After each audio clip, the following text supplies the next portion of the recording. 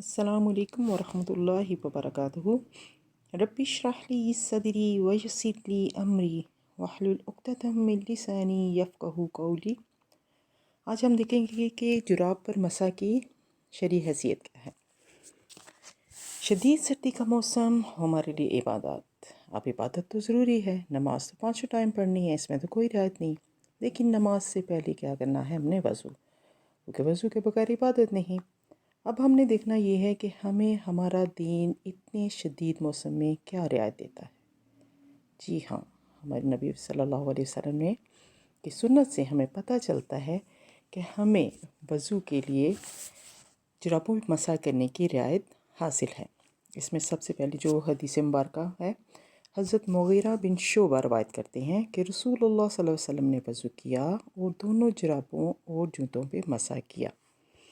اب اس روایت کو سننے کے بعد کیا اب بھی ہمارے پاس کوئی عذر بچتا ہے کہ ہم بار بار ٹھنڈے پانی سے وضو کریں، اور یہ کہ اب جراب پہ مسح کرنے کی کوئی اور دلیل چاہیے؟ چلیں اب ہم دیکھتے ہیں کہ کون کون سی جرابوں پہ مسح کیا جا سکتا ہے۔ اب یہاں پہ آپ کو مختلف قسم کی جو ہیں جرابیں دکھائی گئی ہیں۔ ان جرابوں پہ مسح جو ہے وہ کیا جا سکتا ہے۔ ان میں پاؤں پہ چڑھائے جانے والی سوتی یا اونی جرابیں، جیسے بھی ہم عام روٹین میں جو جرابس پہنتے ہیں انہیں جورب کہتے ہیں، اس پہ مسح جائز ہے۔ پھر ایسی جراب جس کے نیچے چمڑا لگا ہو اس پہ جائز ہے۔ پھر وہ جراب جس کے اوپر اور نیچے دونوں طرف چمڑا ہو، اور پھر چوتھی وہ چیز ہے جو کہ چمڑے کے موزے بنے ہوئے ہوتے ہیں، اس پہ جو ہے وہ مسح کرنا جائز ہے۔ یعنی یہ 4 قسم کی جرابیں ہیں جن پہ مسح جو ہے وہ کیا جا سکتا ہے۔ اب ہم دیکھیں گے کہ کون کون سی جرابیں ہیں جس پہ مسح نہیں کیا جا سکتا۔ اس میں سب سے پہلے نمبر پہ آتی ہیں پھٹی ہوئی جراب۔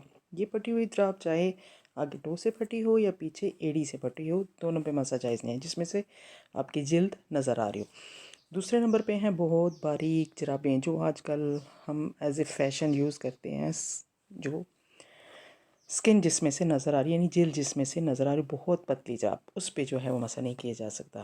تیسری جراب جو ہے وہ شارٹ جرابیں، جو ہم بالکل ہی ٹخنوں تک پہنتے ہیں، اس پہ بھی مسح جائز نہیں ہے۔ اب ہم نے یہ تو دیکھ لیا کہ کون کون سی جرابوں پہ مسح کرنا جائز ہے اور کون کون سی پہ نہیں جائز، یعنی ہم نہیں کر سکتے۔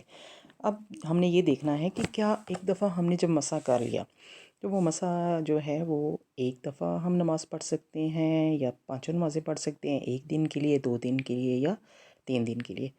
اس کی جو ریفرنس میں 2 احادیث میں بیان کرنا چاہوں گی۔ ایک پہلی والی جو ہے وہ حضرت علی ابن ابی طالب سے روایت ہے کہ انہوں نے فرمایا کہ رسول اللہ صلی اللہ علیہ وسلم نے 3 دن رات مسافر کے لیے اور 1 دن مقیم کے لیے موزوں کے بسے کی مدت مقرر کی ہے۔ اسے مسلم نے روایت کی ہے۔ یہ روایت ہمیں حضرت صفوان بن اسال رضی اللہ عنہ سے ملتی ہے کہ جب وہ فرماتے ہیں کہ ہم جب سفر میں ہوتے تو رسول اللہ صلی اللہ علیہ وسلم 3 دن رات موزے پہننے کا حکم دیتے، خواہ پیشاب بہانا کی حاجت ہو یا نیند آئے، البتہ جنابت کی وجہ سے موزے اتارنے کا حکم دیتے۔ اسے ترمذی اور نسائی نے روایت کیا ہے۔ اس حدیث مبارکہ سے ایک ہمیں مزید جو ہے انفارمیشن ملتی ہے کہ حالت جنابت اگر ہو جائے تو پھر آپ کی مدت مسح جو ہے وہ ختم ہو جائے گی، ورنہ جو مقیم ہے وہ 24 گھنٹے یعنی 1 دن رات کے لیے مسح اس کا جائز ہوگا، اور اس کے بعد وہ دوبارہ کرے گا، یا پھر دوسری صورت یہ ہے کہ مسافر کے لیے تو وہ 3 دن تک جو ہیں وہ جرابیں پہنے رکھے گا، ٹھیک ہے، اور اس پہ مسح کرے گا۔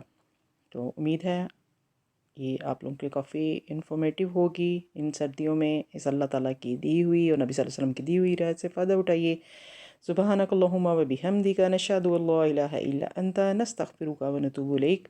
السلام علیکم ورحمۃ اللہ وبرکاتہ۔